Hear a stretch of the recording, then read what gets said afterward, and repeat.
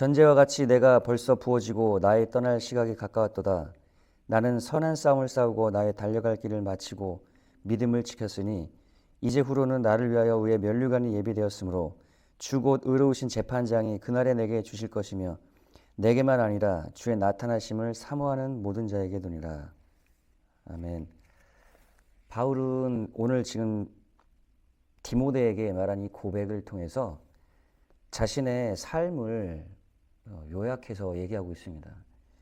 바울은 자기의 삶을 전제와 같이 부어줬다는 얘기는 여기서 그 제사에서 그 포도즙을 꽉 짜서 완전히 짜서 그 안에서 액이 더 이상 나오지 않을 만큼 들여지는 그런 이제 모습을 비유적으로 표현한 거거든요. 자신의 삶을 완전히 자기의 모든 어떤 삶 속에서 어떤 것도 더 이상 나오지 않을 만큼 완전히 자기 인생을 쏟아서 달려왔다라는 거죠. 삶의 목적이 다 끝나고 마칠 시간이 가까웠다는 거예요.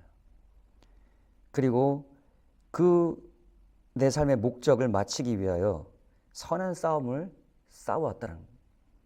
자신의 부르심과 목적을 하나님 자기에게 주신 그 하나님의 목적을 이루기 위하여 온갖 싸움을 다 싸워왔다는 겁니다. 하나님의 부르심과 목적을 향해 가는 길에 그만큼 어려움과 방해가 있다는 것이죠. 근데 그것을 다 싸워서 이겼다라는 거예요.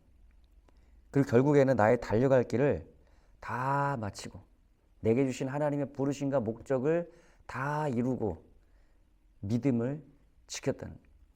하나님의 부르심과 그 목적을 향해 가는 길에 자신의 모든 것을 다해 쏟아부을 뿐만 아니라 모든 방해 어려움들을 싸워 이기고 믿음을 지켜냈다는 거예요. 하나님의 부르심과 목적을 이뤄가는데 믿음이 필요하다는 거예요. 믿음을 지켜야 된다는 거예요. 우리 바울이 지금 고백한 대로 우리의 삶 속에서 하나님의 우리를 향한 목적, 교회를 향한 목적이 있죠. 교회가 오기 전에 먼저 이스라엘을 향한 목적이 있었습니다. 아브라함의 그 부르심과 목적을 하나님께서 본토 친척 아비 집을 떠나서 내가 너에게 지시할 땅으로 가라. 그곳에서 내가 너로 말미암아 모든 민족이 복을 받게 하리라라고 하는 하나님의 부르심과 목적이 아브라함을 향해서 갖고 계셨어요. 아브라함은 그 부르심에 하나님의 그 목적에 믿음으로 반응해서 순종했고, 그리고 그 믿음을 지켜나가는 수많은 어려움들과 그 과정 속에서 믿음을 지키고 그 부르심에 그 하나님의 목적을 이루어갔습니다. 그의 후손 이스라엘이 있었죠.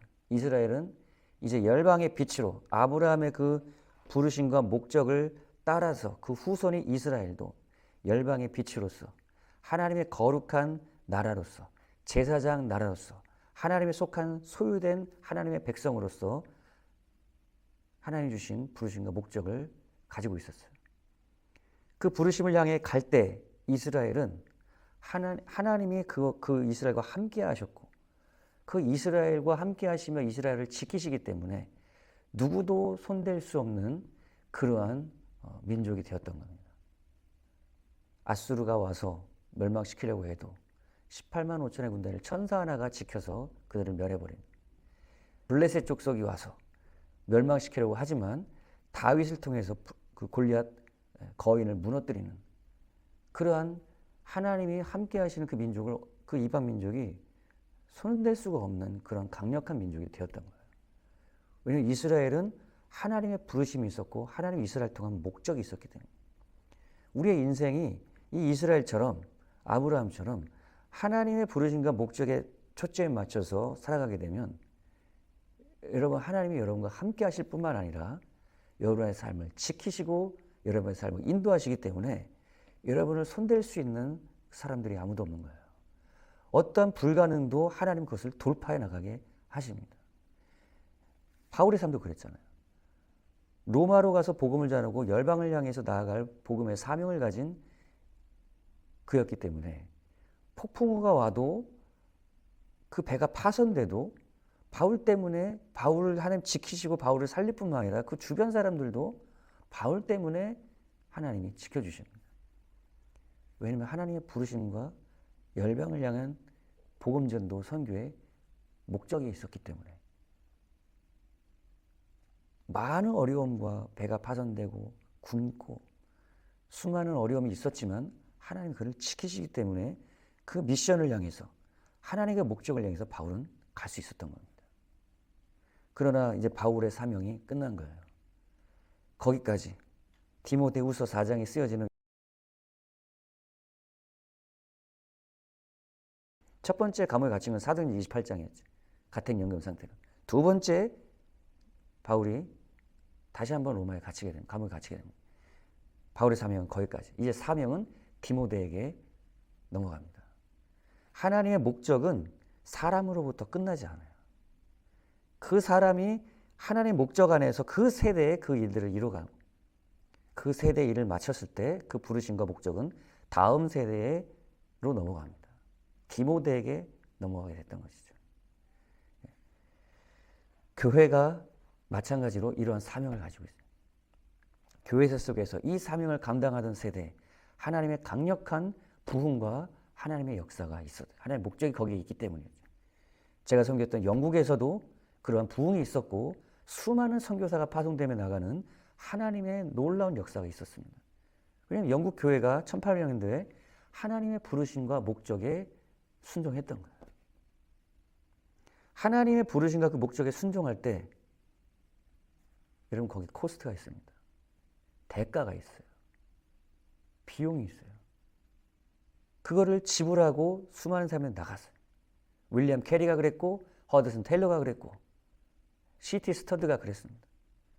수많은 선교사들 캠브리지 7인이 그랬고 비용을 지불하고 나갔고 하나님의 부흥의 역사가 영국 교회와 선교를 통해서 지속되었습니다. 그러나 그 하나님의 부르심과 목적을 떠나니까 교회는 이 땅에 하나님의 나라를 땅끝까지 이루어갈 아브라함의 그 언약과 부르심을 이루어가야 될 예수를 믿는 믿음 안에서 우리는 아브라함의 자손들이라고 얘기하는데 그 부르심, 하나님의 형상과 모양을 회복해서 땅끝까지 하나님의 그 영광스러운 복음을 전하고 나타내야 될 열방의 빛으로서의 사명이 교회에게 있는데 교회가 이러한 부르심과 목적을 가지고 하나님은 여기에 교회를 세워놓으셨는데 예수님 그 교회를 위해서 예수님 피 흘려 주셨고 우리에게 성령을 주셨는데 교회가 그 목적을 상실해버리는 교세를 지키고 돈을 지키고 교회의 건물을 유지하고 하나님의 부르심과 선교의 목적을 향해서 나가게 하는데 영국 교회가 그랬던 거예요. 교회가 점점 이제는 쇠퇴하고 건물만 남고 그 건물도 모스크로 팔려가고 쇼핑센터가 되고 레스토랑 바가 되고 제가 현장에서 그것을 봤잖아요. 그 건물 안에 그렇게 우람한 건물 안에 20명 30명 할아버지 할머니들만 예배드리는 그런 교회들. 그러나 이것이 영국교회의 전부는 아니에요. 그러한 쇠퇴하는 모습이 있지만요. 그 종교적이고 교권을 지키려 했고 하나님의 목적을 상실했던 그 세대가 쇠퇴하고 쇠퇴하지만은 또 다른 다음 세대 가운데 하나님의 부르심과 그 목적을 향해 반응하는 그런 다음 세대 젊은이들이 또 영국에서는 일어나고 있습니다. 기존 교단에서 일어나는 게 아니에요. 새로운 신생교단에서 이름도 없는 그러한 새로운 개척교회에서 그런 무브먼트가 일어나고 있다는 말이에요. 대부분 영국교회를 이쪽만 보고 얘기하는데요. 아닙니다, 여러분. 이쪽에 다음 세대의 젊은이들이 부르심을 향해서 일어나고 있는 교회를 그러한 젊은이들을 저는 보고 있어요. 봤습니다. 이것이 교회사의 반복이었어요. 오늘 한국 교회는 어떻습니까? 오늘 미국 교회는 어떻습니까? 그 영국 교회 다음으로 미국과 한국이 부흥과 그러한 선교의 하나님의 부르심의 목적을 반응해서 주도해 왔었어요. 그러나 지금 여러분 미국에도요 선교단체의 인원 제가 어저께 베테랑 선교사님과 선교를 준비하는 청년과 만나서 이런 얘기들을 듣고 나눴거든요. 그 수많은 그 선교를 해왔던 미국의 큰 선교단체에 40%의 인원만 남겨놓고 60%를 감축해버린다는 거예요. 두 가지 이유로. 선교에 일이 없어요. 선교 지원자가 없어요. 그리고 선교를 할 재정이 부족해요. 영국 교회도 영국 교회를 엄청나게 팔았거든요. 재정이 운영이 안 되니까. 선교에 인력이 없으니까. 한국은 어떻습니까, 여러분? 한국도 코로나 이후로 교세가 급격하게 감소하고 선교하는 선교의 일꾼들이 없다는 거예요. 우리나라에서 가장 큰 교단인데 그 교단의 선교 지원자, 선교 훈련생이 3가족밖에 없다는 거예요. 그게 지금 현실이에요. 교회가 하나님의 부르심의 목적을 상실해버리고 교회가 교세만을 위해서 사람들을 붙들어 놓고 그 가운데는 분명 선교를 위해 하나님 부르심을 위해 갈 사람들이 있는데 그런 사람들을 교회가 직분을 주고 일을 맡기고 붙들어 놓는단 말이에요. 통제한단 말이에요. 그냥 교세 자체를 유지하려고 한단 말이에요. 하나님의 부르심과 목적이 상실될 때 더 이상 거기에 하나님의 부흥도 없고 하나님의 함께 하심도 없고 하나님의 임재도 없고 하나님의 은혜도 사라집니다. 왜냐하면 하나님 부르신 목적을 상실해버릴 때 모든 것이 끝나는 거예요. 하나님 거기 떠나는 거예요. 사울의 집이 하나님 부르심이 사울의 집에서 떠나니까 사울의 집에 하나님의 역사가 사라지는 거예요. 여러분, 우리가 하나님 부르신 하나님의 목적을 잃어버리면 안 됩니다.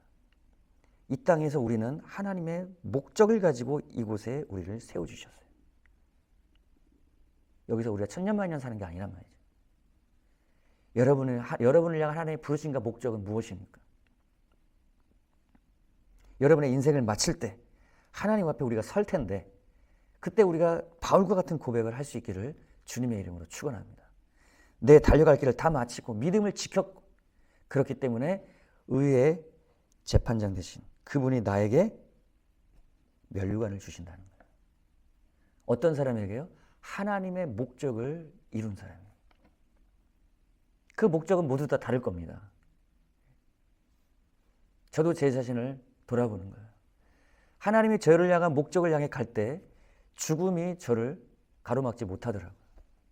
하나님의 부르심과 목적이 아직 남아있기 때문에 그 길을 향해 가고 있기 때문에 어려움과 죽음이 저를 가로막았지만 하나님이 돌파하게 만들어주시더라고요. 나는 지금 어떤 부르심을 향해서 어떤 하나님의 목적을 향해서 가고 있는가? 나는 그 부르심과 목적을 향해서 지금 제대로 된 그 길을 믿음의 길을 가고 있는가? 여러분, 우리는 돌아봐야 됩니다. 그 목적을 향해서 우리가 믿음의 싸움을 해나갈 때 하나님은 수많은 어려움과 불가능을 돌파하게 하시며 그 목적을 이뤄갈 수 있는 은혜를 여러분에게 부어 주실 것입니다. 하나님, 나를 향한 하나님의 부르심과 하나님의 목적이 어디에 있습니까? 바울은 땅끝까지 복음을 전하는 부르심과 목적을 이루고 영광 가운데 주님 앞에 섰습니다. 주님, 저도 하나님의 부르심과 목적을 향해 가기를 원합니다. 하나님의 그 목적을 향해 나아갈 때 하나님 저와 함께 하시고 은혜를 부어주시고 모든 불가능과 어려움들을 이기며 하나님 모든 불가능과 어려움들을 돌파해 나갈 수 있는 하나님의 은혜와 능력을 우리에게 주실 줄로 믿습니다. 하나님, 제가 곁길로 가지 않게 하시고 내게 주신 것 지키려 하지 않게 하시고 하나님의 목적을 향해 다 쏟아부으며 하나님 바울처럼 전진해가는 믿음의 싸움에 승리자가 되게 하여 주시옵소서. 예수님의 이름으로 기도드렸습니다.